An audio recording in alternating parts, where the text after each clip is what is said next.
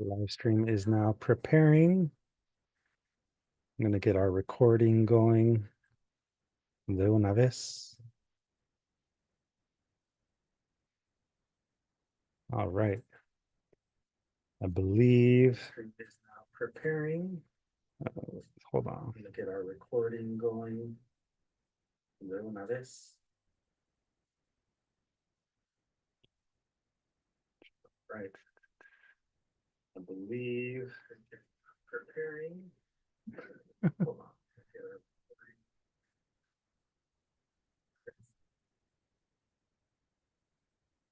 Let me see, is that working?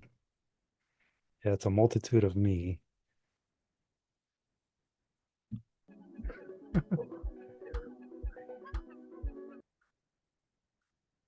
How do I get my audio not to work here? Okay. Yeah, it's a multitude of me.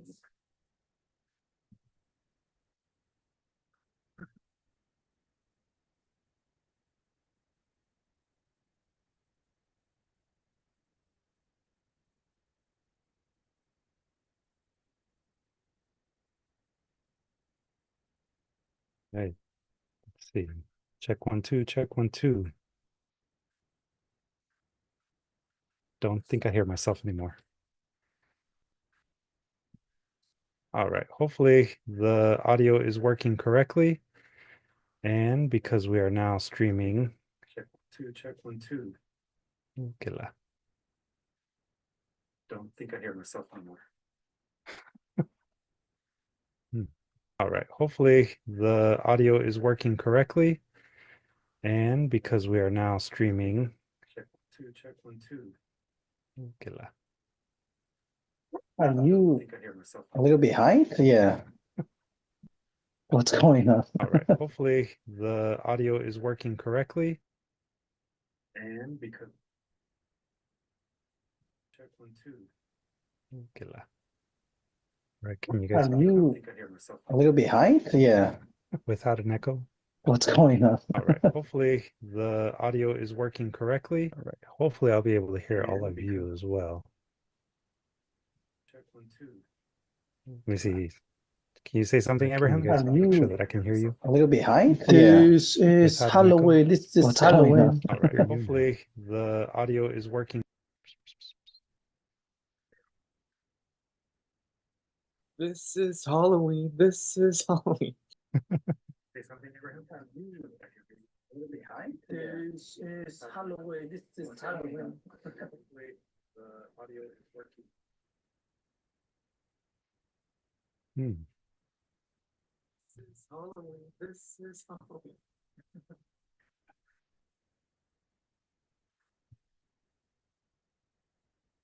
All right, I think I figured it out. Can y'all hear me okay? No more echo? Sounds like it's working.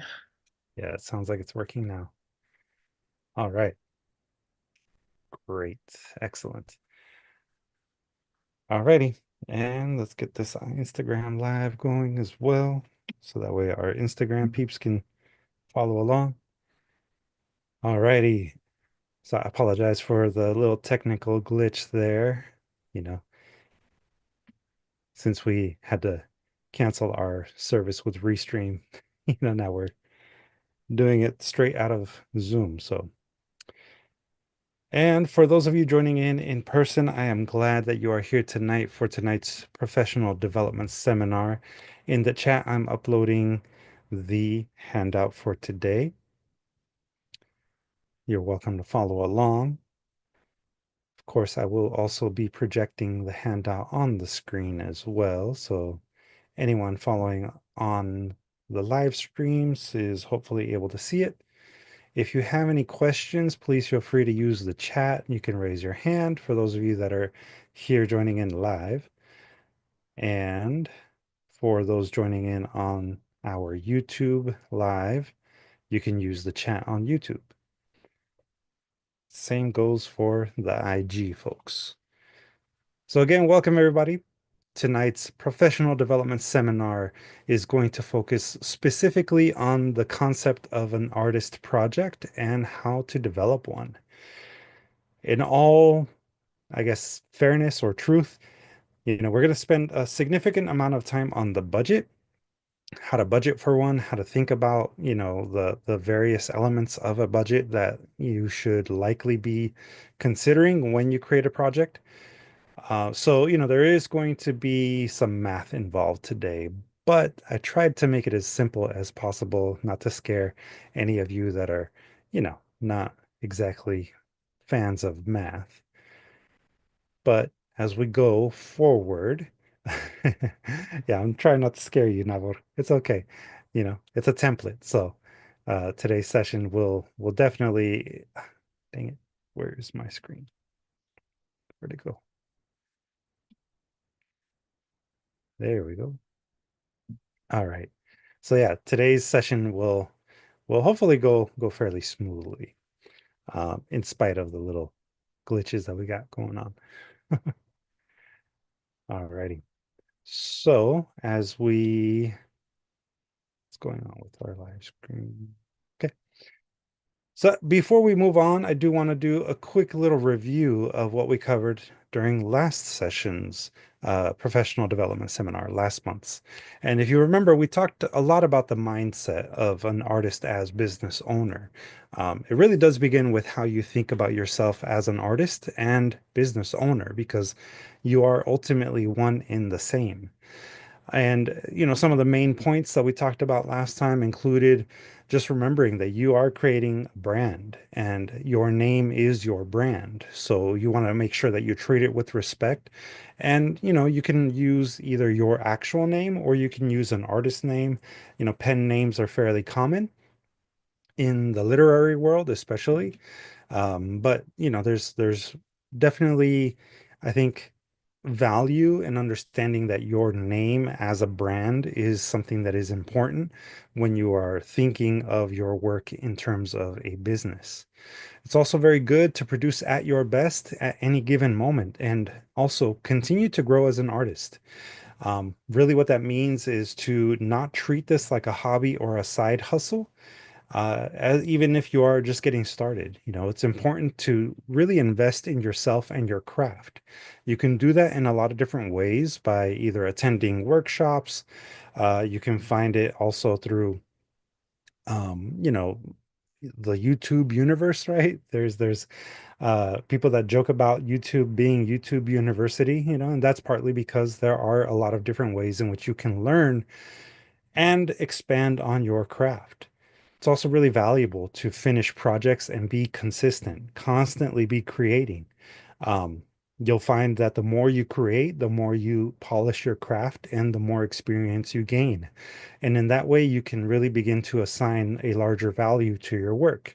Because as you assign value to your work, you want to always think about how much time you spend completing it, as well as the experience that you have completing projects. All of those things really do, add value to your work as you grow in your capacity as a business owner. Your skills and your investments are also very, very important and should be reflected in the way that you assign value to your work too. Plus, one of the things that we will be covering a lot today, um, you know, how much you spend on equipment and supplies. Those expenditures are important. They are the reason why you're able to continue producing. And for that reason, you want to make sure that you maintain records and create a budget, which again, it's part of the math thing that we'll be talking about a little bit later. But yeah, that's one of the big things that you should be always have in mind now, in the early parts of your careers as working artists. And again, the last couple of things that we talked about last time included, promoting yourself and your work, right? Have a website and be prepared to create a website if you do not have one now.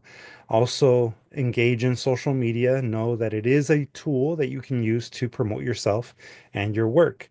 And you should also potentially invest in physical marketing materials, things like business cards, flyers, posters.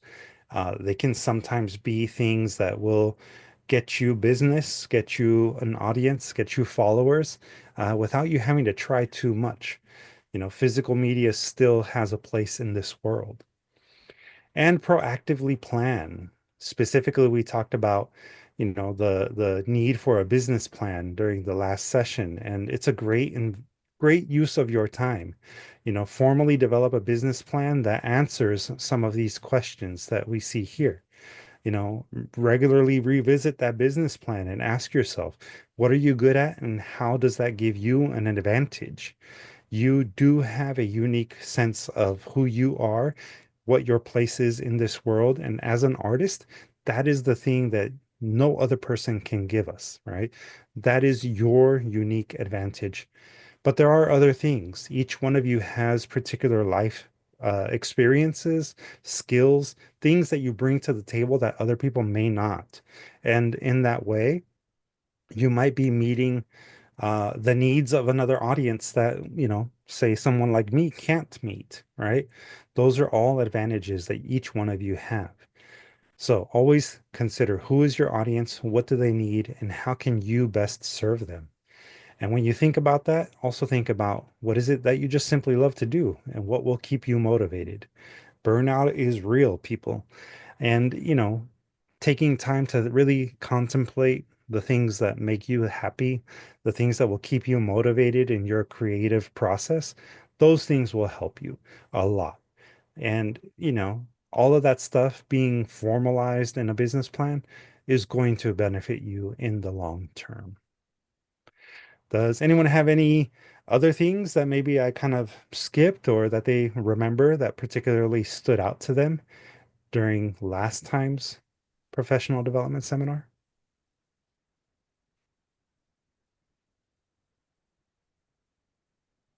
Nada? All right. Fair enough. So, moving on, let's talk about this quote. This quote comes from Christina Halverson, and it comes specifically from her book, Content Strategy for the Web. Halverson is an American writer, entrepreneur, speaker, podcaster, and expert on the subject of content strategy. She is the founder and CEO of Brain Traffic. Can I get a volunteer to read the quote for us?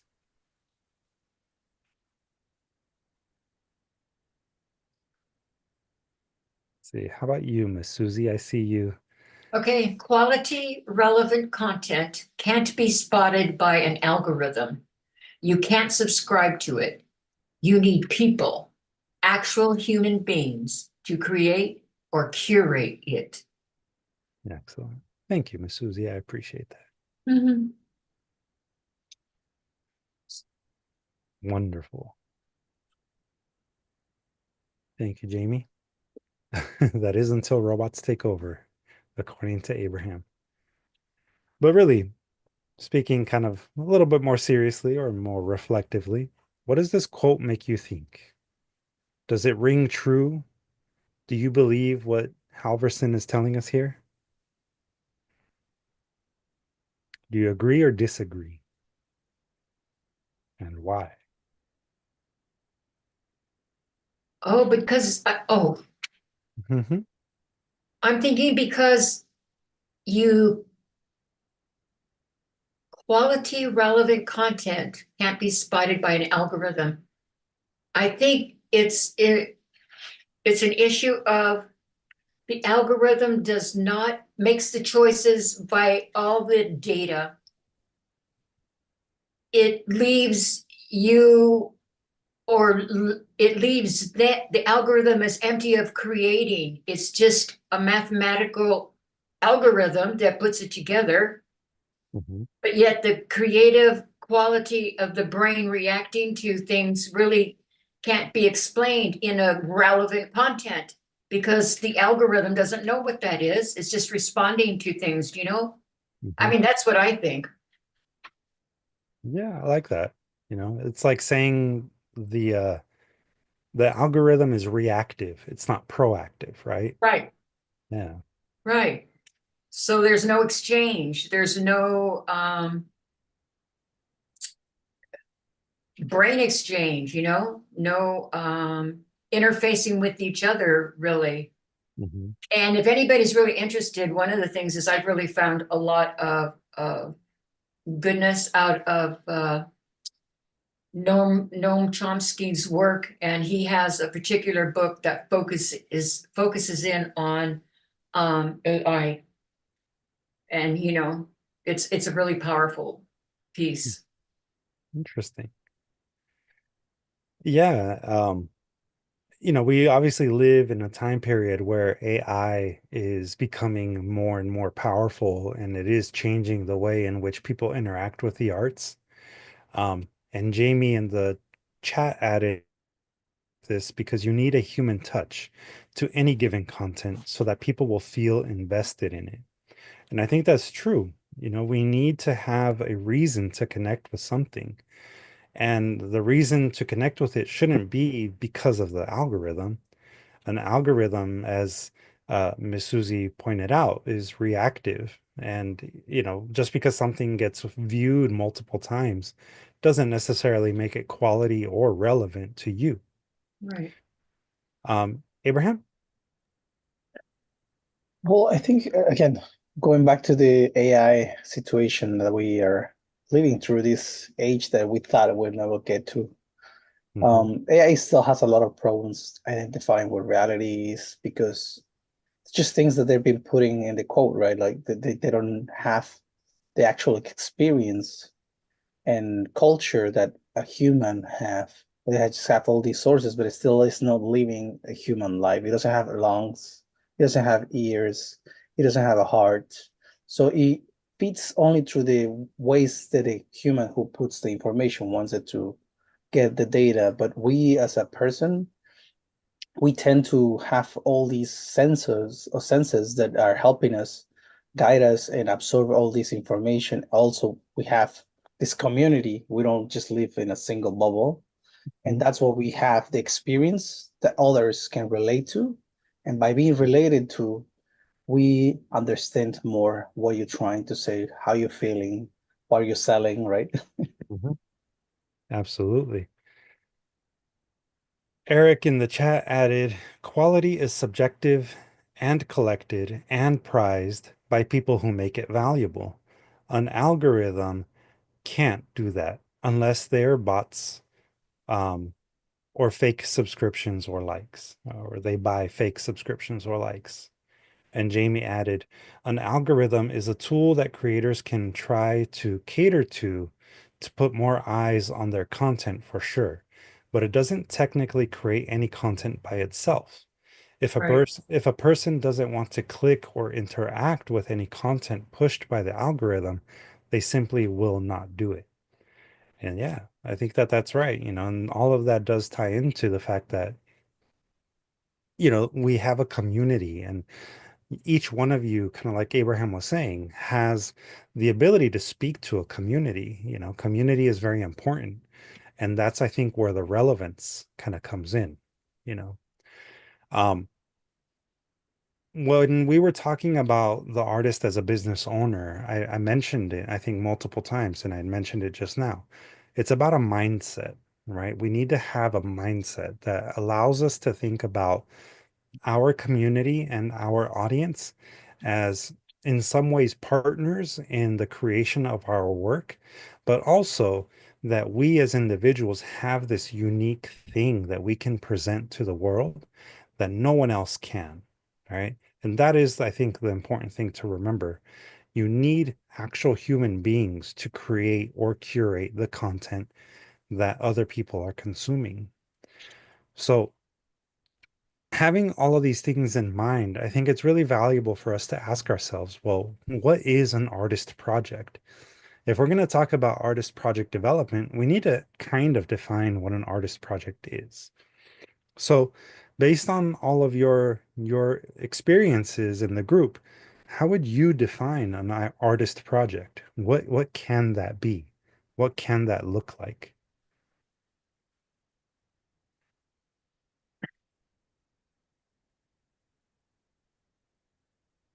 And all of you are kind of doing it now, right? With the work that we do here in the mentorship program. Right. It could be a chapbook. What other things could it be? In addition to a chapbook, a poetry book, or the like. Right. Thank you, Erica. It can be an art exhibition. It can be a mural. What else could an artist project be?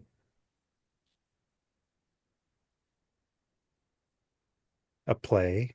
It could be a band, right?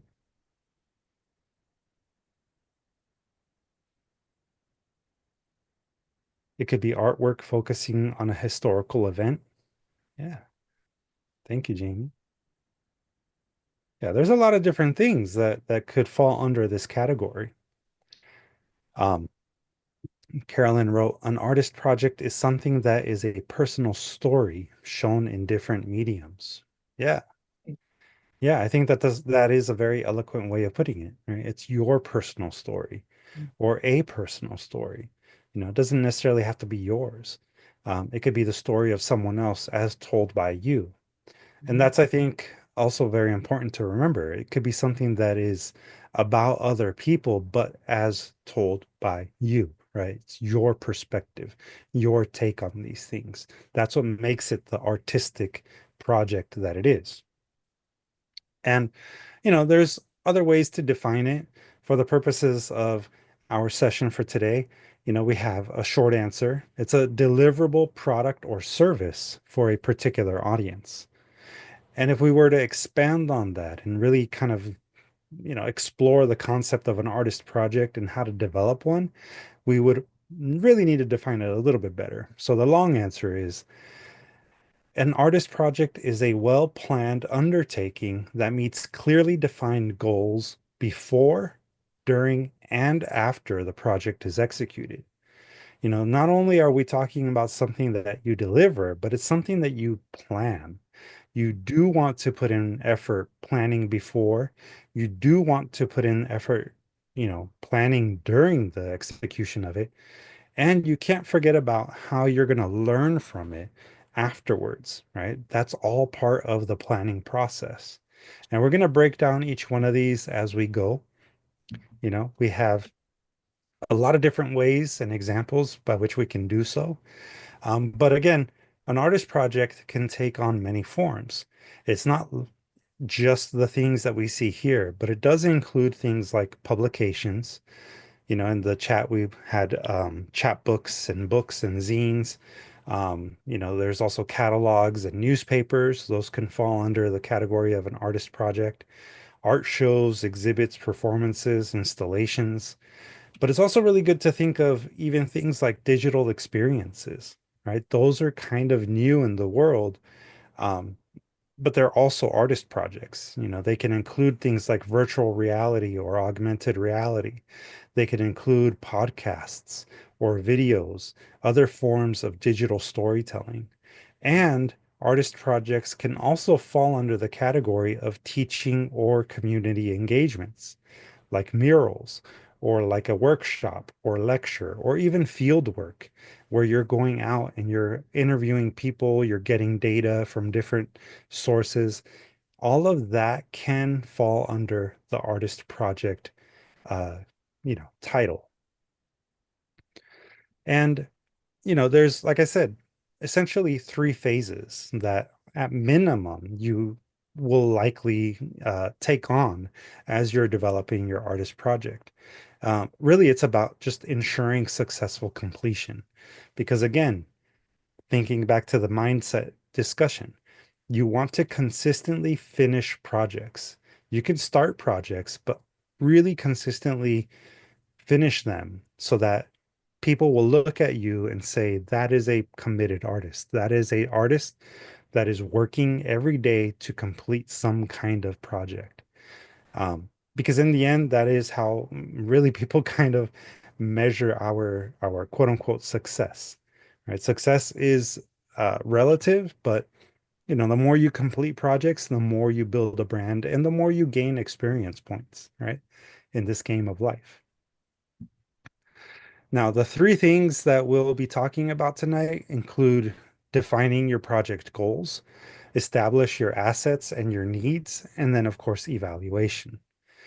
The first one, define the project goals. This one kind of is reminiscent to the business plan conversation from last month. When we were talking about the business plan, we were talking about things like mission statements, and the vision that you have for a project or for your particular business as an artist. In this particular instance, when you kind of drill down to the project, and you start defining the project goals, it's always good to begin with either the theme or the purpose of the project, right? One way to think about it is as a mission, of the specific project. And really, it should be something that is short and easy to articulate. It could be something that you say in 1 to 2 sentences. This goes kind of to the elevator pitch concept, right? If a person asks you, what are you up to these days? You should be able to tell them within 1 to 2 sentences what you're up to, right? What project you are working on at this time. Obviously, that also means understanding how you will present your project. So asking yourself early on, is this a publication? If it is, what format will it take? Book, zine, newspaper, etc. If it's an art show, what kind of space are you presenting it in? Is it going to be a pop-up art show? Is it going to be an outdoors art show? Something where put it up on a wall, or maybe you're going to do it in LACMA. A guy sold a huge boulder at LACMA. Exactly. Anything can be an art project. Yeah, have you seen that project? I haven't This seen. massive boulder that you go under it. But just to tell the people who are buying your project, or basically the people who's giving you the money, you have to tell them, oh, I'm getting this huge boulder and transporting it and breaking down like power lines and spending so much money to bring it here. Convince that people to give you millions. Wow, that's talent. That is talent. And it is sometimes about marketing, as Jamie says. And that in itself can be part of a project, or it can be a project. It's a marketing project, right? And in that way, it could transcend a lot of different types of mediums. If it's a digital presentation, also keep in mind, right? What platform will you use? Is it going to be up on YouTube? Is it going to be maybe something that lives as a collection of reels on Instagram? Is it going to be maybe a virtual reality experience that can only be viewed with virtual reality goggles, right? Those are all things to keep in mind very early on in your planning process. And yeah, as Carolyn says, with great marketing, you can in fact sell anything. Because again, it's about the story, right? It's about the personal story that is associated with that. Even a banana taped on a wall can be sold if it tells a story. um, Other questions to ask yourself early on in the process, is who will this project inspire or speak to, right? Again, know your audience, define your primary audience. Who are you making this for besides yourself? Always do work that inspires you, that motivates you. You are the one obviously telling the stories. But there's going to be other people. And if you can define who that audience will be, it'll actually help you a lot in the planning process. Especially if you're going to ask yourself, how or to what degree are they going to be participating in the production of it? The selling of a boulder, I can almost guarantee you, was pitched as a community-based project that involved and empowered, other community members through the removal of power lines and through, the very specific placement of the boulder in a walkway or, something like that. So those are ways in which you can start thinking early on about how your projects are going to impact the community. And again, to what degree are they going to be involved in helping you make it? The more you involve other people, the more complicated it could get, but the more fun it could be too. There's always some element to the planning that you can, make fun for yourself. Also, set realistic deadlines, right? Be real about your time. Time is a valuable resource. Your, efforts themselves are valuable resources. So really, be realistic upfront about your timeline for completion. When will you be able to present your work? And if it helps, work backwards from the culmination date. That's how I tend to do my own goal setting. I work backwards from when I want something completed, and then I make myself some benchmarks.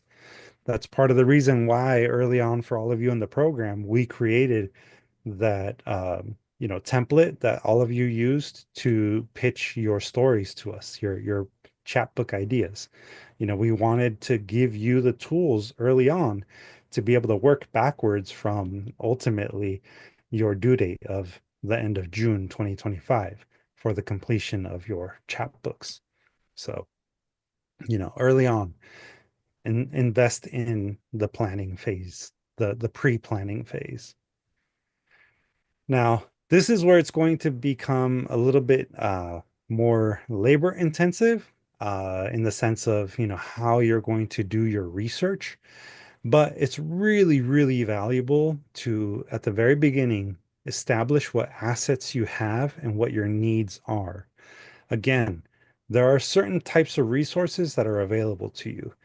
And the three most common ones that we can think of are time, people, and obviously money, finances, right? And your budget should reflect all of these in some way when you create a budget. You can also begin by asking these questions to establish what assets you have.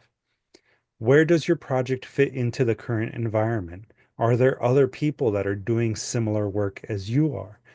Does that mean if there are other people, is that an opportunity for you to partner or collaborate with others, right? A shared workload is usually a lot easier to get finished to accomplish, your tasks, versus trying to do it all on your own, right? Don't be afraid of partnerships. Don't be afraid of collaborations. That said, are you also in a position where you are ready to use contracts and memorandum of understanding with partners? Those two things are very, very important. And to kind of explain to you why, here's a little quick rundown of each one of them. A contract is going to, well, ultimately, both of them are going to be used as tools to help you for legal purposes because artwork is a property. It's a intellectual property.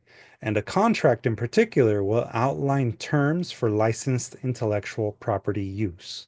That's just very fancy speak for saying who actually owns the artwork that's being created.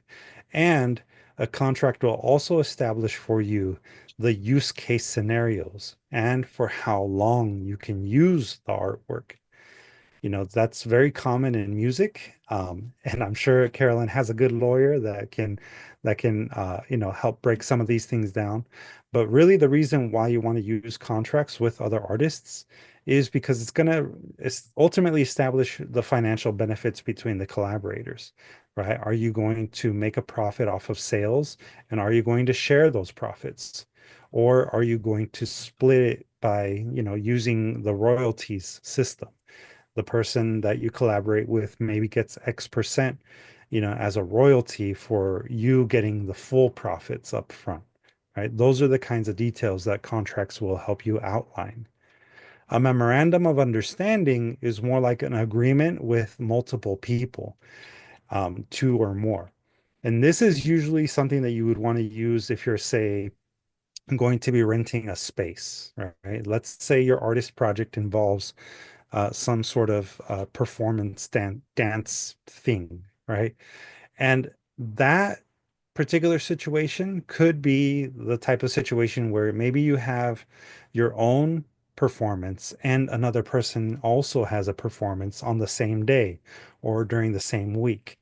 And in those situations, you may be doing your own independent thing, but the memorandum of understanding can at least help cover the cost of rental, for the space, and for maybe other lighting and chairs and sound equipment.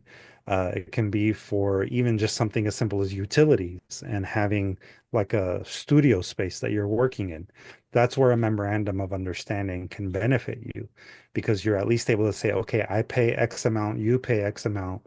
And, in the event of an emergency, we uh, agree to spend X amount of money on, say, a plumber, right? So that's where a memorandum of understanding can help you. And we'll kind of talk about this a little bit more in a future session, but this is good for you to be aware of, at least at this time. Now, going back to establishing your assets and needs, are there a variety of resources that are available to you? Think of things like support networks, right? Are you a part of writer circles if you're a writer? Are you part of an editors group? Do you attend community-based workshops where you can maybe get feedback on some of the artwork that you're creating at this time that is part of a larger project? If it's free, great. If not, is that an asset that you can maybe pay for now and maybe reap the profits off of it later? Those are things to consider. There are obviously a lot of free resources out there, especially when you are talking about, just simply collaborating with friends and other artists that you admire. Sometimes you can do things for each other in just a simple manner, like critiquing each other's work and helping each other expand your technique set for the development of a particular project. And then, of course, there's cash, right? How much funding do you have up front to get started? Are there other related jobs that maybe can help fund your project while you're working on it? There's also grants and fellowships that you could apply to. Potentially, that could be a way for you to get the funding you need to make a project complete. Also, are there discounts that you can take advantage of? Are you part of a trade organization that gives you a discount on, say, printing? Are there maybe in-kind services that you can take advantage of? Will you be maybe working in a community environment where you can maybe use a library's community room for free to meet with other people and, encourage them to participate in the project, right? Those are all different ways that you can assess what assets you have and what areas you can maybe plug in another resource. And again, remember, does your budget reflect the full cost of production? And when I say full cost, I really do mean time. How much time are you going to be investing in this project? What startup costs do you require in order to get, some of the main elements that you need to get a project going? Again, the available assets, those are always going to include in a budget. Other costs like production and presentation, and of course, evaluation. Those are all things that you should be reflecting in a budget that you create. Any questions so far? I know it's going to get very exciting in a moment here, but one last thing that I want to remind you all, if budgeting is something that kind of scares you, just remember that a budget is a moral document, right? This is one of the pieces of advice that I got. I can't even remember how long ago now at this point, but it was one of the things that really helped me understand why budgeting is so important, especially when you start to value not just your time, but the time of others, right? The amount of money that you spend on something means that you're placing a particular value on it. And if you value the time and efforts of another person, that in itself makes it a moral document, right? If you value yourself and you value your efforts, that is making a budget a moral document because it's about, ultimately your self-care, right? We do unfortunately live in a society where we place a lot of value on, outputs and metrics that sometimes reflect who we are, sometimes they don't. But if you are in fact investing in yourself and your skill set, those are things that are going to pay off in the long run. They're going to make you happier. And again, time and those investments in yourself really do matter. And they are ultimately what make a budget a moral document. So remember that, take it to heart, and don't forget to pay yourselves, right? In time, in, physical cash, right? Like in actual money, pay yourselves. That's always going to help.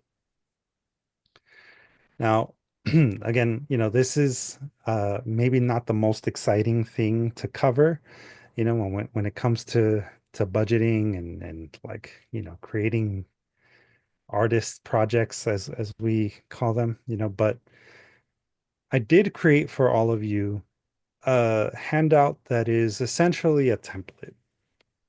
Now, the thing about this template is that it does involve some Excel magic. It's right now here presented on the screen in Google Sheets, which is Google's version of Excel. But when I shared this earlier on Google Classroom for all of you, I shared it as an Excel spreadsheet.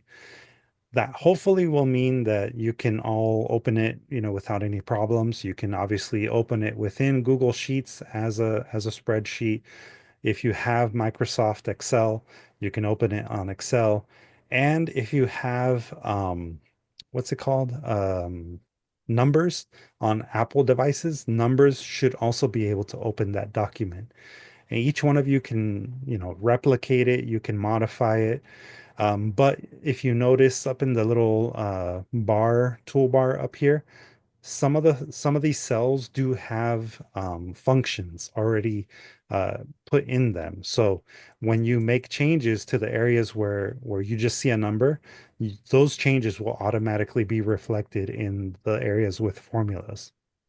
So as an example, let's say, living here in LA, you know that at minimum you want to make $25 an hour because that feels like a comfortable amount of money to be making as your hourly wage. You can put right here $25 an hour under the hourly wage equivalent. And if you are going to start planning for your career as an artist to be, maybe your regular 40-hour a week full-time job, here under weekly hours worked equivalent, you can actually type in the number 40 and voila, this automatically updates for you. I hope that's easy enough to read. Let me try and make this a little bit bigger. So again, there are certain fields here that you will see when you go to them. They have formulas already baked into it, but you can, go in and make adjustments as you see fit, especially if it's a cell that has an actual number in it, like a solid number, which you'll always be able to tell by, clicking on it and then looking up at the toolbar where it shows you the what is in that cell, right? Now, let's say you have certain medical conditions and you need insurance, then on this field, you can add in, how much you anticipate spending a year on insurance. For the case of this one, let's just assume that you're spending $500 a month on insurance, which I believe translates to $6,000 over the 12 months, right? So here, again, it shows you the monthly cost breakdown and then a weekly cost breakdown automatically. So you can play with this and figure out what you want to do for yourself. Just kind of understand that things like Social Security, you do have to pay Social Security if you're an independent artist or if you're working for someone else. All of these other things are, again, already pre-baked in here and they will auto-calculate for you based on the most current rates. In the future, you may need to update that, but generally speaking, this is how much you would be needing to set aside. And the reason why that's important is because in the end, as an artist, this would be your wage for the year if you're working 40 hours a week at $25 an hour. Right, so that's a good baseline for us to start with. And as we go down in this spreadsheet that I created for you, you'll see that there's other things like you could hire an assistant. You can put how much money you want to pay your assistant. Let's say it's $20 an hour, the new minimum wage. And they're going to be working for you maybe 15 hours a week. Again, that's automatically there. You can leave that at 0 for now if you know that in the future that's not going to be part of your particular business plan. But you do have the flexibility to add that there. And then going down, we have things like independent contractors, so people that you might pay to do a specific service for any kind of project, like say a teaching artist that is collaborating with you. Maybe this is for a build out of an office space that you need to have completed. All of that stuff is there for you. And again, if it's blank, you can type in a number.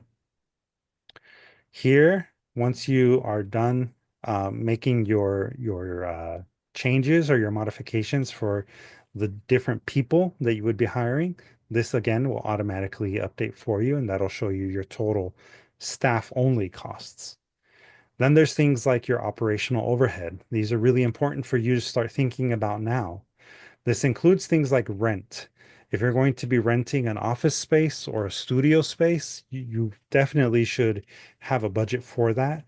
And also, if you anticipate this being a career that you really go long term in and you don't want to necessarily rent an office space, you can still, as part of your taxes, you know, do the tax deduction thing where you get a percentage of either your rent or your home's mortgage waived or given to you as a credit on your taxes, because you're using it for your business. So, you know, depending on what that might be, like let's say it's 50% of your rent because you're using half of your home where you live as a studio space for your artwork. I don't know, maybe that would be something equivalent to, like, let's say just conservatively $750. And again, that's not this column here is annual, and the monthly is where the what's it called, the formula lives. So whatever 750 a month is, you know, multiply that by 12, and then that's how you'll get that there. For the sake again of easiness, let's stick with $500 a month. So that would be about $6,000 a year. There's other fields here like insurance, general liability insurance. I can tell you now, if you apply to grants, especially grants through the city, or if you're applying for contracts with the city or the county, they do require that you have general liability insurance. I left this at $2,000 a year because that's approximately how much Distill Arts pays for general liability insurance. And that's for us to be able to do events, also workshops, and other types of activities that are arts based, you know, in multiple venues. So that's kind of like a catch-all amount for this particular use. But in your case, you know, if you're only doing maybe a short-term workshop, you may not have to spend as much money there. If you have volunteers, sometimes it's good to invest in volunteer insurance. There's also going to be other things like permitting and special events insurance that you may need. So all of these things are already pre-populated there. But because you can customize this to your own needs, you can always change the titles that you see here for each category. If you want to pay somebody to, you know, come and help you do cleaning, you can add that here. In terms of utilities, if you're going to be itemizing your utilities costs, things like the internet service that you have in your home, or if you're going to install a phone and separate internet service in a studio or office, those are things that you should definitely add here. And then, of course, office supplies. You know, you have to have pens, paper, printer, inks, those kinds of things would be good things to have here. And I do generally recommend save a little bit of money and have a fund for replacing tech. Things get updated all the time. Things do break down, especially if they're used often. You know, a good computer can last you up to 10 years. So if you're saving a little bit every year for the possibility of upgrading, you know, that's always something that's really good to have, kind of like as a rainy day fund. And again, professional development. Really do be, you know, honest about how often you're using other people's services to develop your own skills. It may be free, it may cost you something, but you know, add that as a line item in a budget because again, your time, your experience, you know, all of those things are investments in yourself. And it's worth it to put that into a budget now. There's also travel and gas mileage. You can also do parking, like if you pay for parking, as a potential itemized deduction on your taxes, and you may as well build that into a budget. You may also end up finding that you need to pay for postage and shipping for certain things, especially for shipping larger items. And if you don't want to use your home address as your business's address, then you would probably want to rent a PO box. So those are all listed there. And then here we have legal and publishing fees. So things like licensing fees. If you're going to be using the artwork of others, build that into a budget. If you're going to be consulting with a lawyer, build that into your budget. If you're going to be copywriting your work and actually spending the money to send it to the Office of Copyright, the US Copyright Office, build that into your budget. If you're going to be using things like QuickBooks, to help you with tracking your expenses, build that into your budget. Ultimately, all of these little things here are things that I know personally, um, I have done for myself as an independent artist, and also things that I have ultimately paid to get support with for Distill Arts. So a lot of the things that are listed here in this particular template are real things that honestly a lot of working artists use now, and they're just great ways for you to keep in mind, all the expenses that do come with ultimately operating as a business owner, right? So, um, yeah, snacks, put it into your budget. Absolutely, Abraham. That is bit that, and back when we were doing Conchas y Café, for example, in person, I built that into our budget. Not all grants will cover the cost of snacks and things like that, but some grants do. And really, we did it with our donations. So individual donations helped pay for the snacks for Conchas y Café. And remember, I said it earlier, right? Invest in marketing materials. That includes paying for an official website domain. And, some of the best website services that I have found, especially if you really are planning on using the website for a long time. A lot of them, this is the average amount that I have found, for not only the domain, but also the hosting. Web hosting fees can be a lot more expensive than just simply registering a domain.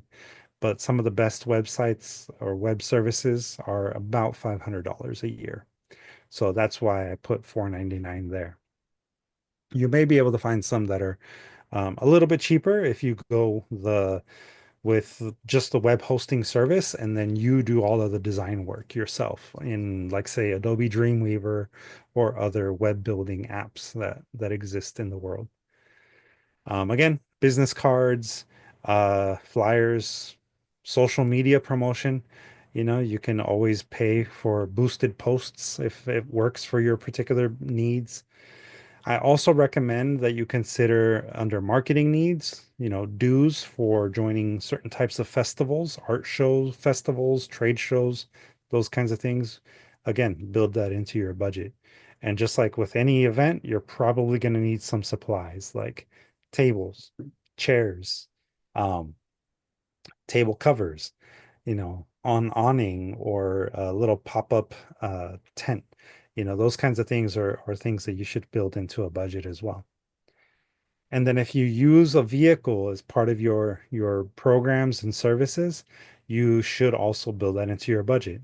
How much does it cost to finance it? How much does it cost to lease it? Insurance. Don't forget, every car has to have auto insurance in the state of California. Every year you have to pay the registration. There's parking and toll fees again.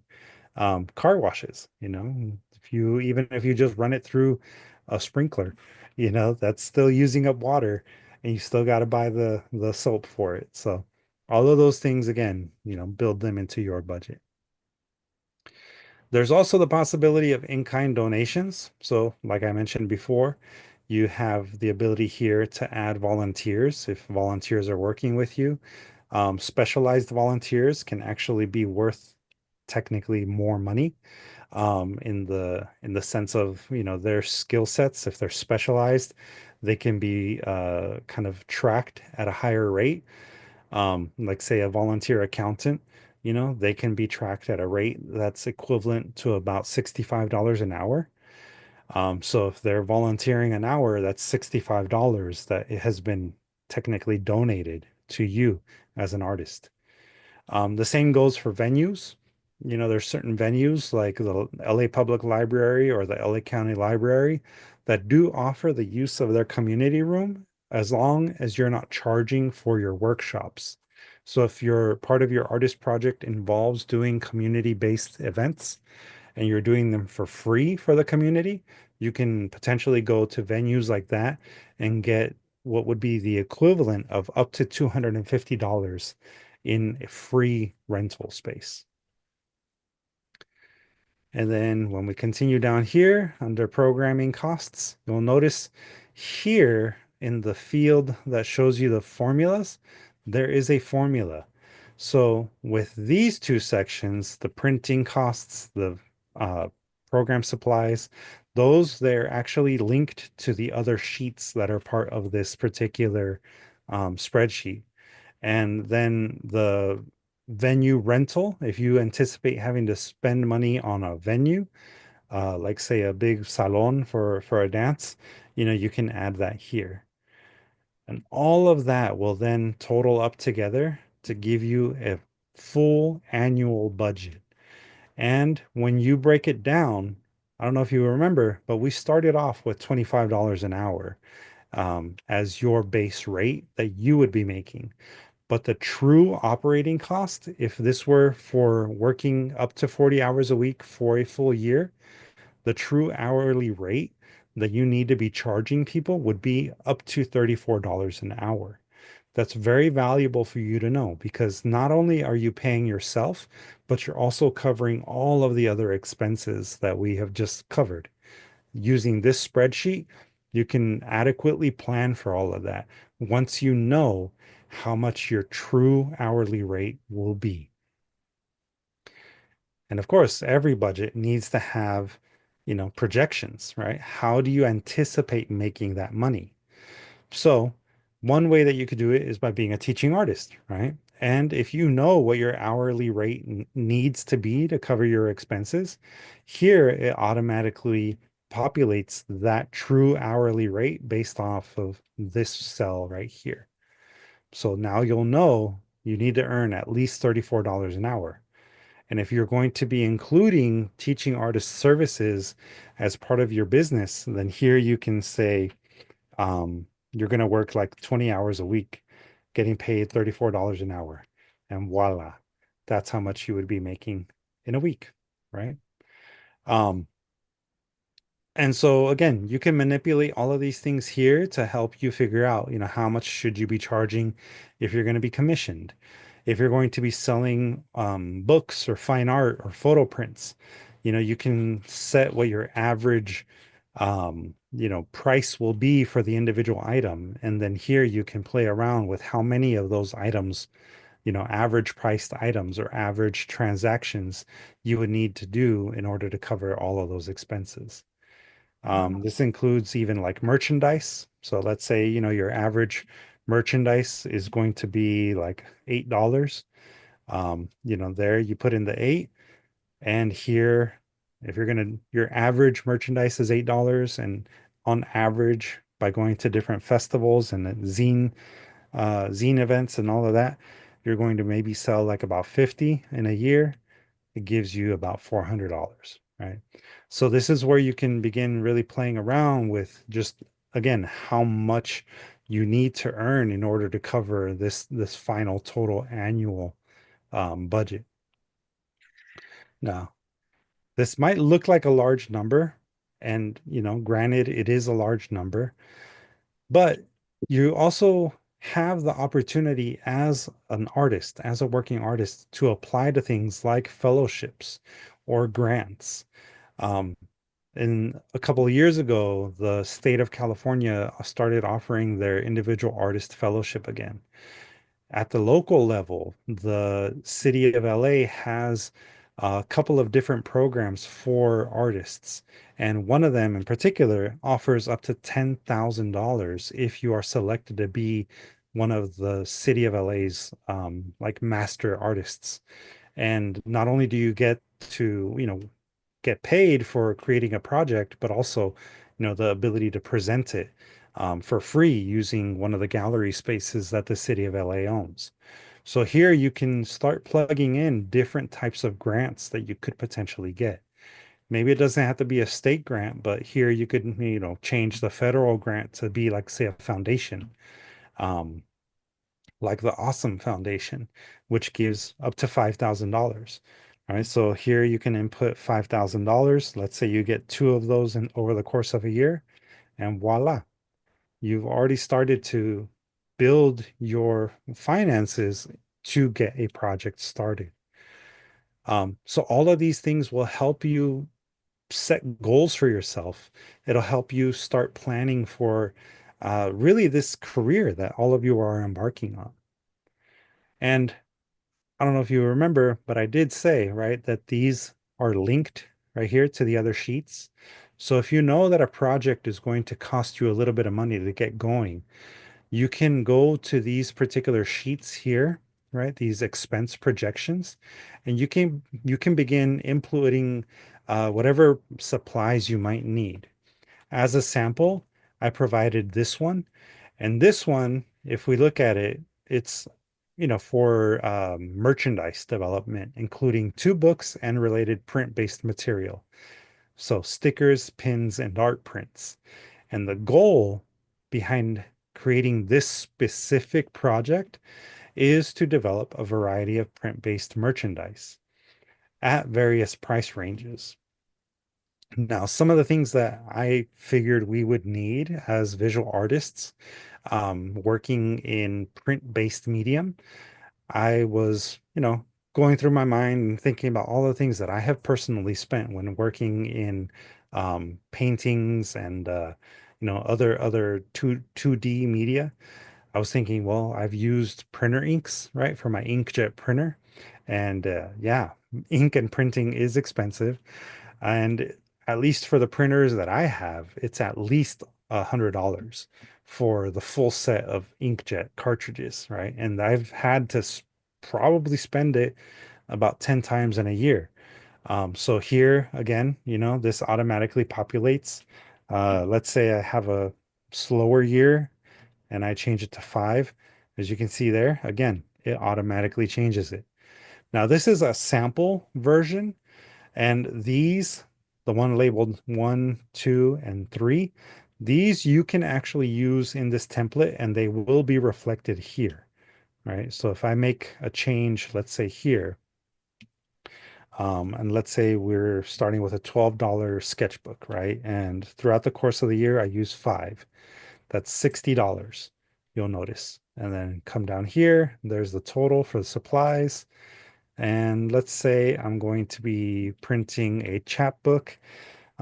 Each chapbook is about $4.50 to print. And I'm doing a limited run of 250 chapbooks that I'm printing. There you see, we have $1,125. Our total supplies and printing projection, that 1185, if we go back over here, do you see what happened? 1185. So this template, like I said, is for you to work on. It's for you to modify as you need.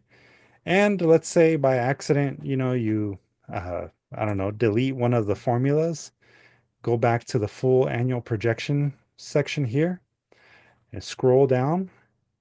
Here are the formulas. So you can fix the spreadsheet in the, case that you maybe accidentally erase one of those sections and you're unable to undo it. Or let's say you need to add some cells. You can always add cells and you can input the formula spreadsheet again. The way that I tried my best to make this simple and straightforward for you to be able to kind of understand how these functions work. But, those of you that are in the program and you have access to this, you can obviously reach out to me directly and I can help you if you get a little confused because Excel can be kind of confusing sometimes. So, does anyone have any questions? No, I just covered a lot, and a lot of it was math related, but don't let that scare you.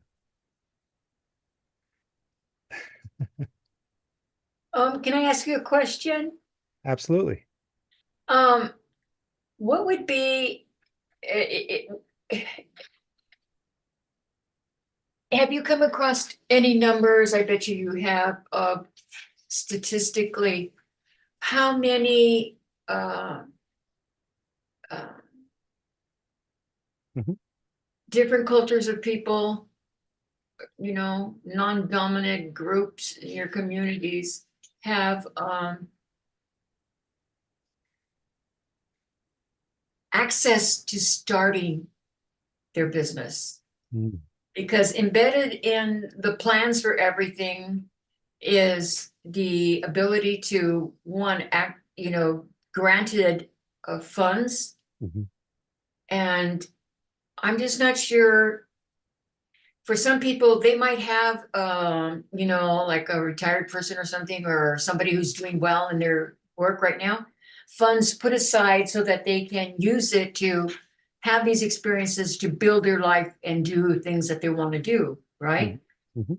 But for a lot of our community, I'm wondering, um, how does that break down to even affecting us even trying for something like this? If we don't have Yeah. money in our back pocket, how overwhelming is this to think that you can really do something like this? Do you know what I mean? Yeah, yeah, I think I understand the question. And I guess, I mean, statistically speaking, people of color, those of us in the room now in this session, Yeah. we have not had, historically access to the funding to get started, especially as artists. I mean, as it is already, we as people of color, especially of a particular generation, removed from our countries of origin, we oftentimes don't even have that like sort of encouragement, right, from within our community to be artists. But the truth is that art is everywhere and it is in every single thing that we interact with. And it is possible, especially if you changed your mindset and you approach this as a business owner, it's very possible for you to gain access to funding through the Small Business Administration. Here in LA, there's at least four small business administration centers that I'm aware of. One of them in particular, the one in Koreatown, that's where I went and I actually developed the business plan for free with free help from professionals for Distill Arts. And Ah, the public council, there's an organization called Public Counsel here in LA that also provides free legal services for helping people incorporate businesses and specifically nonprofits. And wow. that's how I started Distill Arts. What was the So name of that again? Public Counsel, Okay. yeah. So we got a pro bono lawyer through through that service. And Wow. again, yeah, on 6th Street. Exactly. Thank you, Neville. And they do a lot of other services too. That's not just for starting businesses.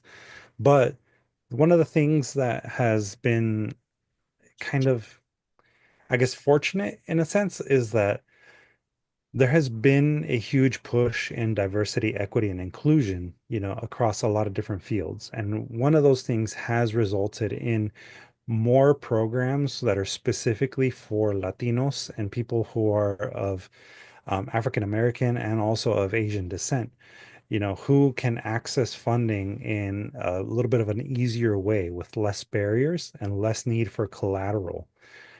Ah, But again, this is where planning really, really is important and is going to benefit you in the long run because the earlier you can start thinking about who your audience is, what type of project you want to offer, and if you're going to go the full incorporated business route, these are ways in which you can begin accessing other lines of credit, small business loans, Right. and things that can actually be like, forgiven, loans that can be forgiven in the future. So It's good to know. accessibility is there. Um, Awareness is maybe not quite there. And that's where I really hope that, those of you that are in this program now are going to, I hope, take advantage of some of the resources that we share, Right. through our platform.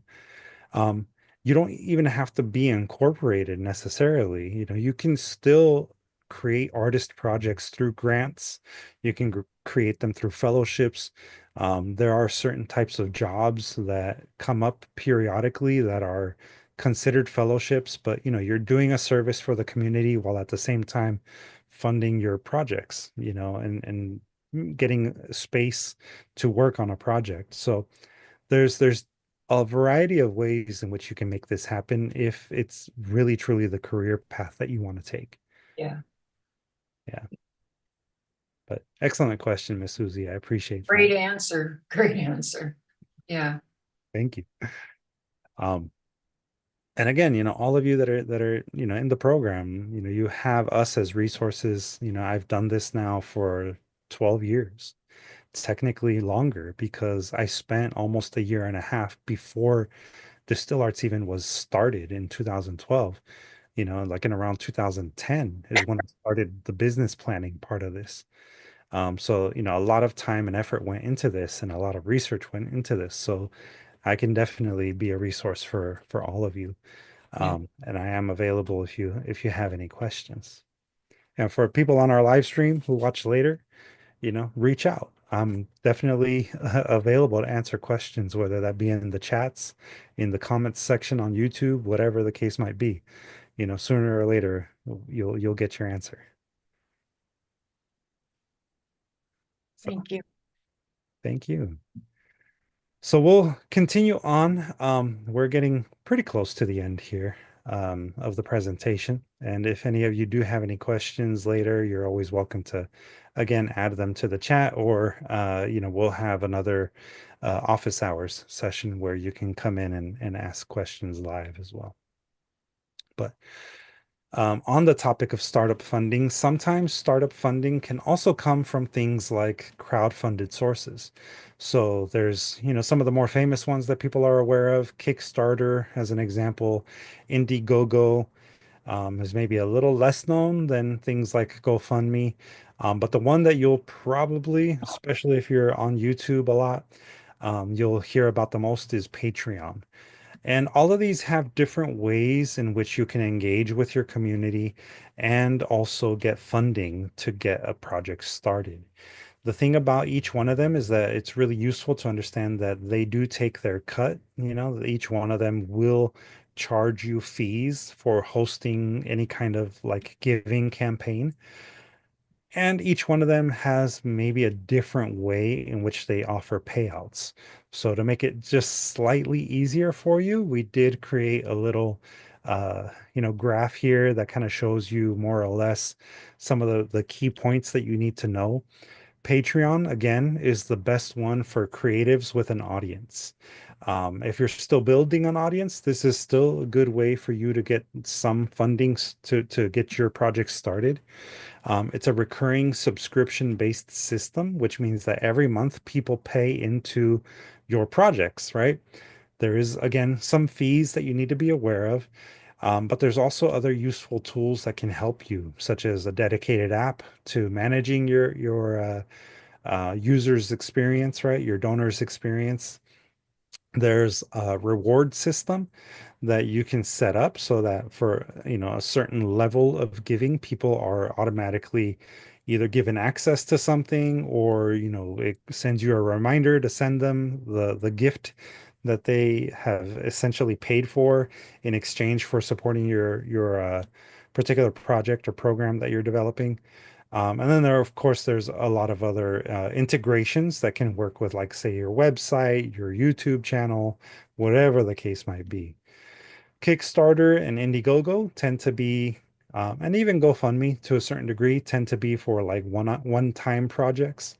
They're not really for ongoing things, but they're also useful, right? To get a little bit of funding to get your projects going.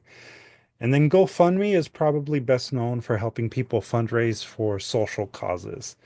Um, Sometimes you'll see that it's for helping people pay, like, say, funeral expenses or medical expenses.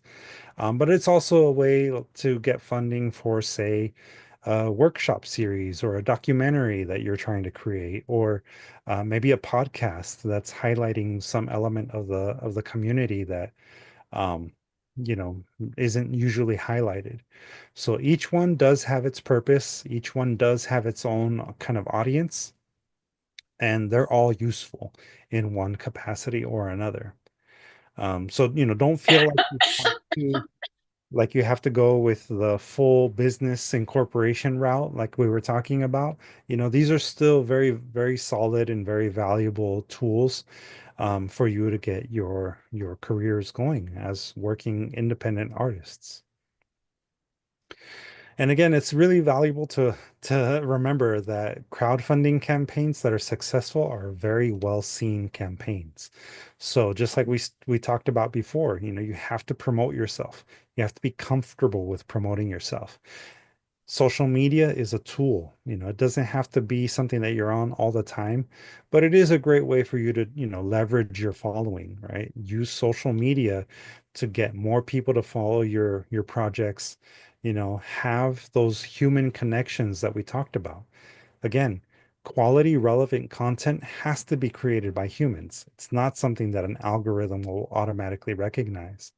But by creating interactions and moments where you can interact with your audience, those are going to be the things that will get you ultimately the funding that you need to get started.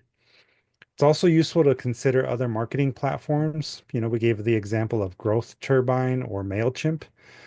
Both of those, I believe, are free. I know MailChimp for sure is free. I haven't checked on Growth Turbine in a while, but I do remember when we were researching this, that was one that came up that was free to use, free to start. Um, Again, any kind of social media platform can help. And they can also help with things like evaluation. Remember, good planning also includes the post planning, right? The post evaluation stuff. So from beginning to end, you can always ask yourself the question, what went right and where can I improve? That's something that will, I think, really serve each one of you, because it's a way for you to, again, reflect on the things that you've learned, and you level up your experience and ultimately find little hacks that work for you by asking, where can I improve? And one way in which you can do that at the beginning and middle and end is by maintaining a schedule, right? Just like we talked about before. Don't treat it like a side hustle. Don't treat it like a hobby. Take it serious, maintain a schedule, be consistent. It will keep you motivated and it'll keep you working towards whatever goals you set for yourself. And again, benchmarks will build always on previous accomplishments, especially if you're, meeting them in a way that feels authentic and real for you. Marketing and promotion, that is obviously a way to always evaluate, when you post something, if it gets a certain amount of views or a certain amount of likes, you'll be able to tell, okay, this is the type of content that is working for my group, for my audience. So I'm going to continue creating content like that. And I'll continue to, modify and adjust as needed. There's other things like Google Analytics, which you can also use. You can plug that into a website to see if people are actually visiting your website. You can also use Google Analytics when creating newsletters, and that can help you see who is clicking on links that are built into your newsletter, if it's a email-based newsletter. So there's a lot of different little tools that you can use through just simply marketing and promotion. Also, think of things like live streams and, surveys and even just comments on posts as a way for you to have conversations with people. You can easily have a conversation with a friend. You can text them, you can, maybe call them, see them on a regular basis. But the beauty of things like live streams and comments on posts is that they can come from a variety of places, from a variety of audience members that maybe you don't have immediate access to. And by having people who are commenting on posts, even if it is like a few days or a month later, like those are ways that you can start to really see how your work impacts others. And then if your particular project involves things that are in person related, you can evaluate based on how many people actually turn up for your events, for your workshops. You can evaluate on how many copies of your chapbook were sold or downloaded if it was an ebook, or viewed if it was a video. All of those things also help you make adjustments to, how you're presenting your work, where you're presenting your work, and maybe even why you're presenting your work. And then last but not least, I'll leave you with our contact info. This is for the people watching on any of the live streams or watching the video later. We are available here as a resource for you. And of course, those of you in the program, we have been doing this for a long time. I'm sure, I can really only speak for myself in terms of how long I've been practicing as an artist, as an independent artist. And I'm sure Abraham has been practicing for a while too, and has learned some tricks and techniques to getting his work in front of other people. Because it's a hustle. We're always hustling, and we are genuinely here to not only help you learn from us, but even to learn from you. Each one of you, like I said before, has your own unique set of experiences, your own unique way of viewing things, and that is the advantage that you bring to not just your own business, but even to Distill Arts. We are here for you because of you. So, I just want to encourage you to continue the dialogue, whether that be on our Google Class, or, in one of the office hours sessions, or however the conversation may go. But again, we're here for you, and we hope to just be that support that you feel you're looking for. And Carolyn has a question on resumes. What's a good format and or place to share from? Um, you know, Resumes, that's actually what one of my backgrounds is in terms of the nonprofit world. There's at least three different types of resumes that when we're talking about resumes specifically, you could potentially choose from as an artist. The artist resume, if you're talking about more like the curriculum vitae, that's something that you could probably put either up on your website in terms of sharing it, or on things like LinkedIn. Um, if you're talking about a portfolio, that's slightly different and presented differently, and that's definitely more like a website. That's probably going to be the best way to present your resume. There's also like pitch decks that you can create if you want to send them off to people that can function as a resume, while also helping you obviously market your skills as an artist. Um, you can definitely link photos, but my recommendation for you would be more along the lines of like the portfolio process, where you are maybe doing specific sets of photos as opposed to individual photos. So yeah, there's probably a little bit more of an involved process as a photographer for like submitting a resume for something. Um, for those of you that are writers and would want to look at more of a writer's resume, um, I could definitely create a separate lesson that could work for teaching resume writing specifically. Um, I can actually present to you an example of let me see if I can pull it up quickly here. And so this particular, let me see, where is Zoom? All right. So this is my portfolio, and I hope you can see it okay.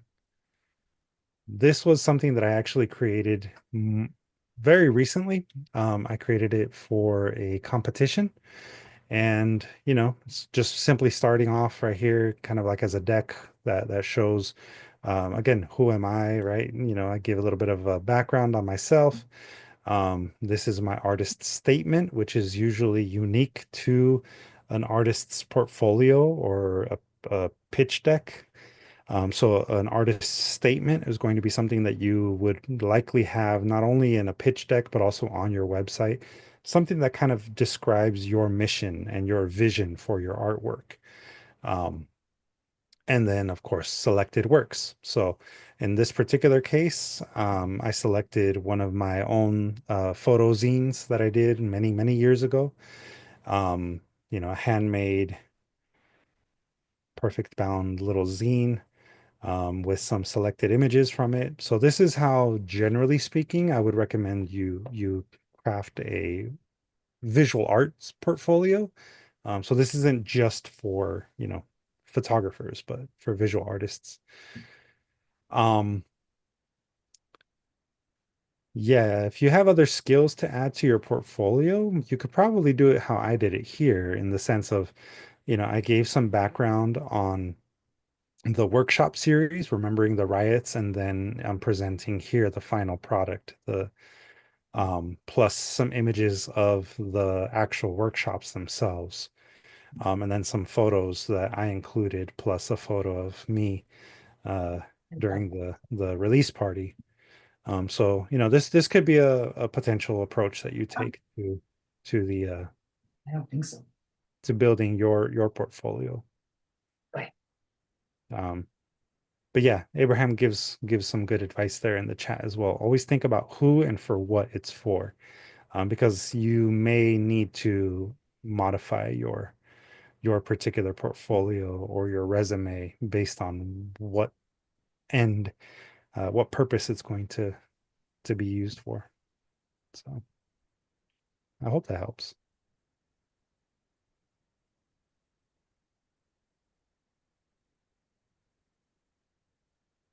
We can definitely talk more about that too. If all of you feel like it's valuable to you, I will definitely create another seminar where we can discuss portfolios and resumes.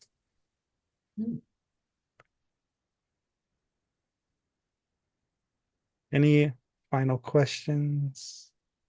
Thank you for the feedback, Carolyn. I appreciate that too. Like I said, we're here to learn from you too. We want to always be sure to, obviously be serving you. So. Right. Well, if there are no more questions, yes, I can't wait for your future selves as well. I'm definitely looking forward to the continued growth here.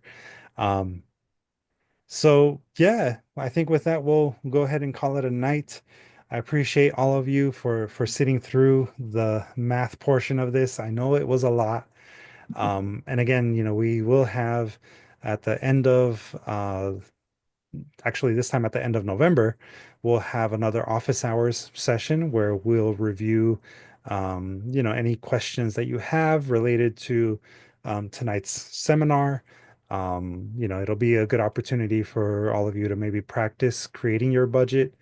There's no like real homework for you tonight, but if I were to give you any kind of homework, I would say review that sample budget that I provided you. That template is there for you to use, and I will again, make myself available to answer any kind of questions when it comes to filling it out and developing your particular artist budget, artist project budget. And again, thank you all for the Halloween wishes. Sorry, the birthday and the Halloween wishes in the chat. I appreciate that. I hope you all enjoy your Halloween tomorrow as well. And yeah, we'll see y'all next week. Have a good one, y'all. Take care. Bye. Save me some candy. Bye. Bye. Bye. Bye, everybody.